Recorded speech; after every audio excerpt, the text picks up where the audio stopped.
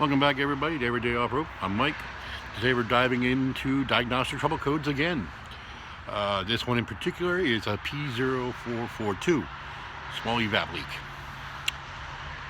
We had a dealing with this one because it popped up right as we were taking it down for our yearly state inspection and emissions test. We're in Pennsylvania, so it's required to have the emissions and inspection.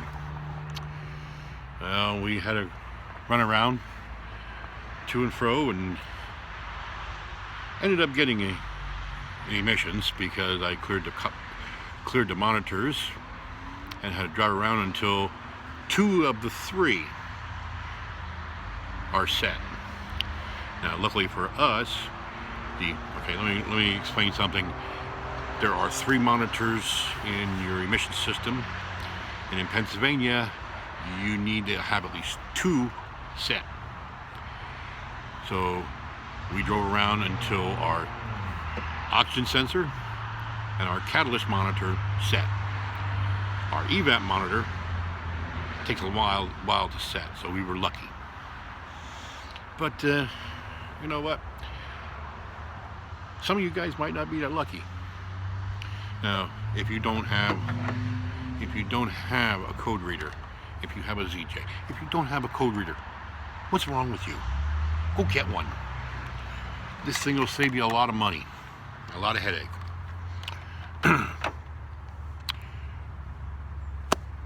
I have come up with a Band-Aid repair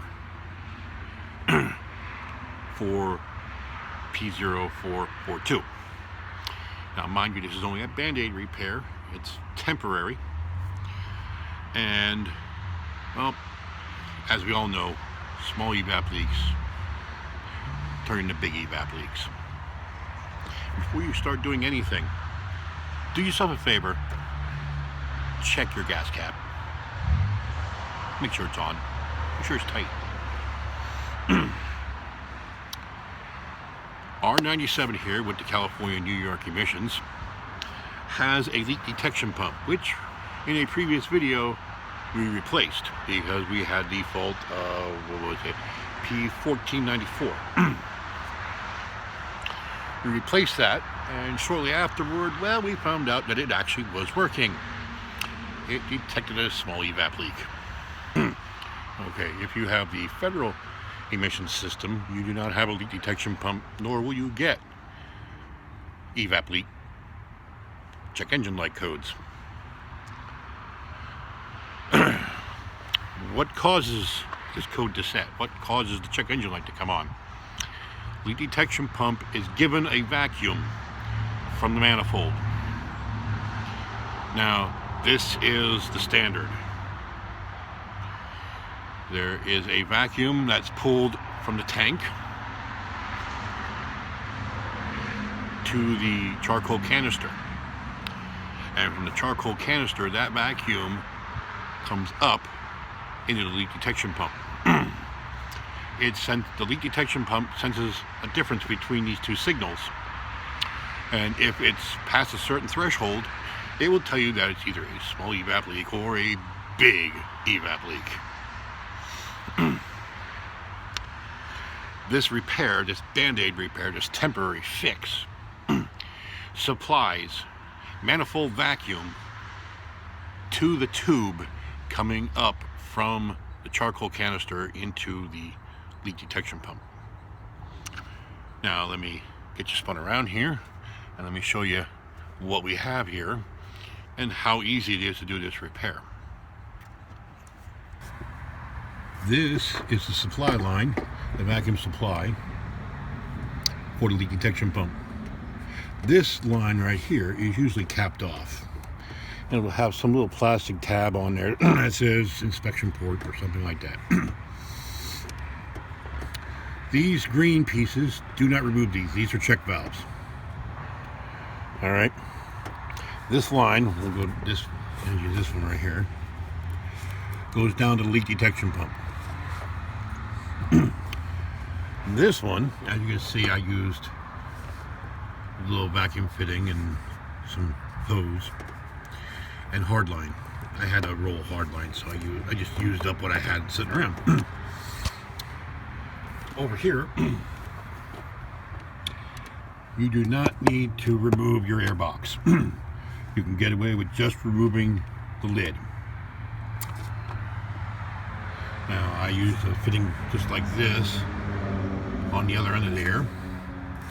I drilled a hole just smaller than the diameter of these barbs.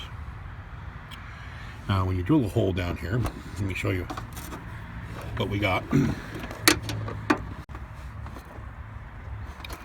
Okay, let's see if we can get you in here. Okay, you see the white silicone or clear silicone I got there? That hose that I'm tapped into, that one right there, that's the one that comes up from the charcoal canister, which is normally found behind your bumper cover, and goes into the detection pump. You want to drill a small hole just big enough for your fitting. When you drill this hole, make sure you put some kind of grease on the drill bit. The grease on the drill bit will keep the shavings from falling in. I put the clear silicone on there just as a safety measure, so I don't get any vacuum leaks. Because the more vacuum you can get through this line, right there, that line, into that tube, the better. So, what I've done is I plumbed it in and I zip tied it to the supply line. And this is all you see. And nobody is the wiser. In fact, it tucks down to there, and that is all you see. Total cost for this job depends on what you have. Like I said, I had this tubing. You might have some of it laying around. I went out and I bought more of those barb fittings. So, all in all, I would have to say $2 total. Now remember, this is just a fix. This is temporary. This will get you down to your emission station so you can get your tests. In part 2, because there will be a second part to this, we're going to track this leak down. I'm tired of clearing those codes. So, I guess we'll call this the end of the video. We'll continue in part 2. How to track down an EVAP leak without a smoke machine. So, I'd like to thank you guys for stopping by, catching up with us a little bit, seeing what we're doing here. If you have anything to say, comments, questions, concerns, criticisms, like always, love to hear them. Put them in the comment box below. If you haven't already, hey, go down there and hit that subscribe button. Click the bell. That way you can be notified every time I post new content here on Everyday Off-Road. If you haven't already, give us a big thumbs up if you like the video. If you don't like the video, hey, feel free. You can give a thumbs down. It's up to you. But if you do give a thumbs down, hey, do me a favor and post in the comment box why.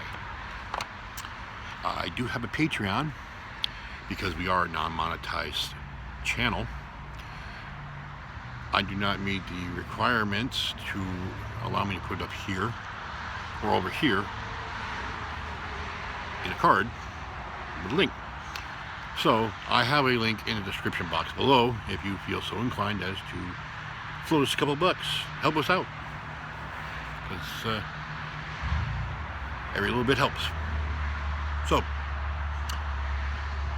till we meet again on part 2, I'll catch you guys later.